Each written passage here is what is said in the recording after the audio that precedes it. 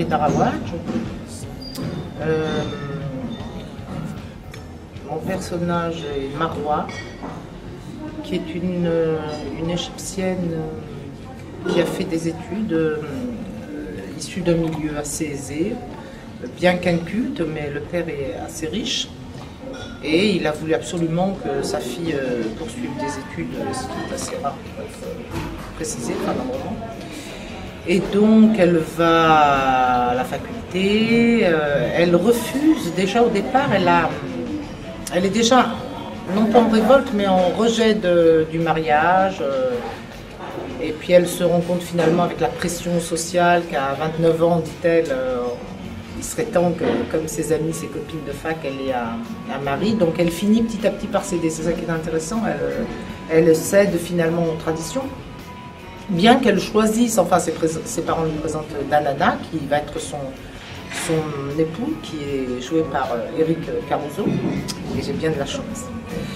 Et donc elle va l'épouser. Bon, au départ, il est charmant, il l'invite dans les très beaux restaurants.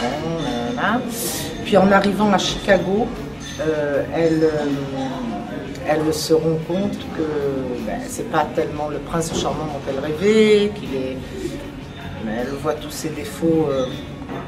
Et contrairement aux autres, Marwa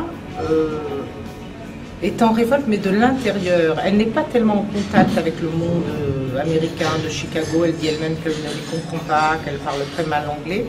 Tout va se passer dans son foyer. C'est comme si Danana était finalement un levier, si j'ose dire, qui va lui permettre une sorte de révolte comme ça, qui sera définitive, puisqu'après elle décidera de rentrer en Égypte et de divorcer, de se faire répudier. Elle est très maligne, très intelligente. Elle va opérer comme ça, toute une stratégie de manière à ce que son divorce et le fait que son mari la répudie soit une chose absolument inévitable. Son exécration de Danana était à son comble, mais elle n'avait pas encore averti sa mère de son désir de divorcer. Elle attendait pour ça de mettre de l'ordre dans ses idées et de savoir exactement ce qu'elle allait lui dire. Elle était convaincue que ses parents l'aideraient si elle les convainquait de ses souffrances.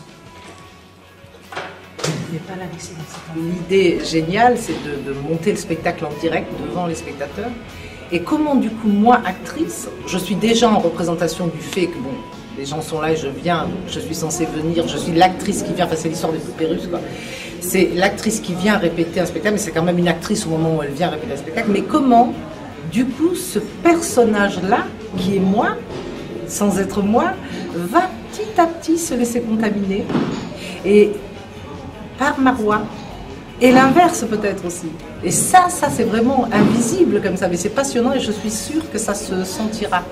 Et comme en plus, comme des produits chimiques qu'on mélangerait dans une pipette comme ça, comment même les relations vont évoluer et être contaminées entre camarades aussi. Par exemple, quand Eric arrive sur le plateau, bon c'est Eric, mais en même temps c'est l'acteur qui joue...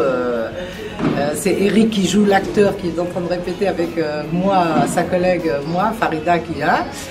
Et du coup, même nos rapports subrepticement comme ça se teintent un peu du rapport d'Anana Marwa. Et ça, c'est vraiment, c'est ludique, quoi. C'est joyeux, c'est vivant. Voilà. Et ça, c'est génial parce que dès le début des répétitions, même si on est comme dans toutes les répétitions un peu, voilà, on ne sait pas trop, on ne sent pas, voilà.